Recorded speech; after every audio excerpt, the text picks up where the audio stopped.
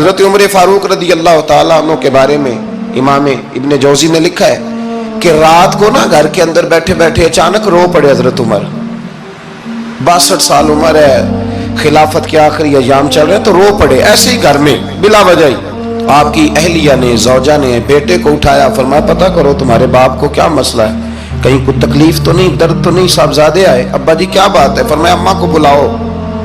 سب لوگ جمع ہو گئے تو جناب عمر فاروق رضی اللہ تعالیٰ عنہ فرمانے لگے کہ بیٹھو میرے ارد گرد. سب بیٹھ گئے تو فرمانے لگے آج جب میں مسجد سے نکلا تھا تو میرے نبی پاک کے سچے صحابہ, سچے رسول کے سچے صحابہ, حضور کے سچے غلام یہ کہہ رہے تھے کہ عمر بڑا ہی اچھا ہے, عدل والا ہے, انصاف والا ہے. تو ابا جی اس میں رونے والی کیا بات ہے؟ تو فرمانے لگے ڈر یہ لگتا ہے کہ باہر تو میں اچھا تھا, کہیں گھر میں تو نہیں کوتاہیاں کرتا رہا. میری بات پہ توجہ کرنا. کہیں گھر میں آپ باتیں سن لیں تو شاید جتنی میں کرتا ہوں دوسرا کار ہی کوئی نہ سکے, لیکن جب عمل کے راستے پہ ہم نکلتے ہیں تو وہ مسدود ہے, وہ بند ہے. عمل کس نے کرنا ہے؟ آپ کوئی آیت پڑھیں تو یہاں غلطی نکالنے والے 20 لوگ مل جائیں گے, 20 لوگ, لیکن اس آیت پہ عمل کرنے والے کتنے ملیں گے؟ تو حضرت عمر فاروق رو رہے تھے, کہنے لگے کہیں تمہارے حقوق تو نہیں پامال کرتا رہا. تو آپ کی اہلیہ نے جب سنا تو وہ کہنے لگی عمر مجھے تو بڑا پرانا شکوہ ہے, آپ کا جاہ و جلال اتنا تھا میں بات نہیں کر سکی. عمر تم نے سارا دن مسجد میں گزار دیا اور ساری رات نقاب اوڑھ کے مدینے کی گلیوں میں گزار دی, میں تو زندگی کی کوئی خوشی دیکھ ہی نہیں سکی. چاہ تو میرے اندر بھی تھے نا کہ میرا شوہر کچھ گھڑیاں بیٹھتا, کہیں مجھے لے کے جاتا, تو میں تو کچھ نہیں دیکھا, مجھے بڑا شکوہ ہے. تو حضرت عمر کہنے لگے چل اللہ کی رضا کے لیے معاف کر دے. بھئی معافی بیوی سے نہیں مانگی جا رہی, معافی اپنی غلطی کی مانگی جا رہی. یہ سمجھ لیں, بیوی کے لیے تو خاوند کا بہت بڑا مقام ہے نا, لیکن یہاں غلطی کس بات کی ہے؟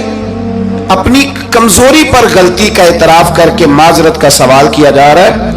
تو حضرت عمر کہنے لگے معاف کر دے. تو اہلیہ کہنے لگی میں نہیں معاف کرتی, میری شرط پوری کریں. فرمایا وہ کیا؟ فرمانے لگی قیامت میں جب اللہ آپ کے لیے جنت کا حکم دے گا تو آپ میری سفارش کریں گے اللہ کی بارگاہ میں؟ سفارش کریں گے کہ یا اللہ مجھے کپڑے دھو کے دیتی تھی, میری عزت کی حفاظت کرتی تھی, میرے بستر کو پاک رکھتی تھی, کہیں گے؟ تو حضرت عمر فرمانے لگے تیرے ساتھ وعدہ رہا, رب نے اگر عمر کو اپنے فضل, اپنے کرم اور اپنے محبوب کے صدقے جنت دی تو عمر تیرے بغیر جنت میں نہیں جائے گا. عمل کا راستہ, عمل کا راستہ. دیکھیں نا 2 دفعہ استاد بات کرتا ہے, 2 دفعہ, اور کوئی زیادہ, ایک تو ہے نا کہ ایم اے اور جناب ایم ایڈ اور ایم فل اور پھر پی ایچ ڈی قسم کا استاد. ایک وہ جو matric P T C teacher ہے نا, وہ 2 دفعہ اسٹوڈنٹ کو کام کہے تو تیسری دفعہ وہ ناراض ہو جاتا ہے, کہتا ہے میں 2 دفعہ کہا ہے. بچے کو آپ 2 دفعہ کہتے ہیں اور اگر تیسری دفعہ کہنا پڑے تو غصہ آتا ہے نہیں آتا؟ بھئی تو نے اتنی دفعہ کہا تو سمجھ نہیں رہا بات کو. اور اگر اللہ کریم قرآن مجید میں سینکڑوں دفعہ کہے نماز پڑھو, سینکڑوں دفعہ, اور یہ بہانے کر رہا ہے, یہ بھی پروگرام بنا رہا ہے, پھر کہتا ہے میں بے چین رہتا ہوں, میں بے قرار رہتا ہوں. عمل کا راستہ اس کو اختیار کریں, آپ سکون میں رہیں گے. بد عمل آدمی اور بے عمل آدمی یہ ہمیشہ پریشان رہتے ہیں, ہمیشہ.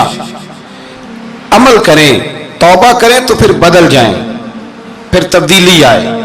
اور یہ کوئی مشکل کام نہیں, جو بدلنے والے تھے وہ بدل گئے. بڑا کچھ کرتے تھے پر پھر وہ لوگ بدل گئے. حضرت فضالہ رضی اللہ تعالیٰ عنہ کہتے ہیں کہ میں بڑا دل دادا تھا عورتوں کا, اور میرا ماحول یہ تھا کہ میں قتل بھی کر لیتا تھا, معاذ اللہ چوری بھی کر لیتا تھا, اور رات میری طبیعت تھی معاذ اللہ نئی سے نئی عورت کے پاس جانا. کہتے ہیں ابو جہل نے اعلان کیا کہ جو نبی پاک علیہ السلام کا سر اقدس معاذ اللہ کاٹ کے لائے گا نقل کفر, کفر نہ باشد, 100 سرخ اونٹ انعام ملے گا. تو میں نے ارادہ کر لیا کہ میں بہت سارا انعام حاصل کروں گا. قرآن مجید میں نا اللہ فرماتا ہے کہ بہت سارے لوگ ایسے ہیں جنہیں اگر میں رزق میں کشادگی دے دوں, زیادہ پیسے دے دوں, فرمایا باغی ہو جائیں, وہ سرکش ہو جائیں. یہ بہت سارے لوگوں کو جو اللہ تبارک و تعالیٰ اعتدال میں رکھتا ہے تو یہ ان کے لیے بہتر ہے. ہر بندہ دولت کے ہوتے ہوئے نیک ہو سکتا تو یہ اللہ اگر رکھتا ہے نا اعتدال میں تو شکر کرے اللہ کا.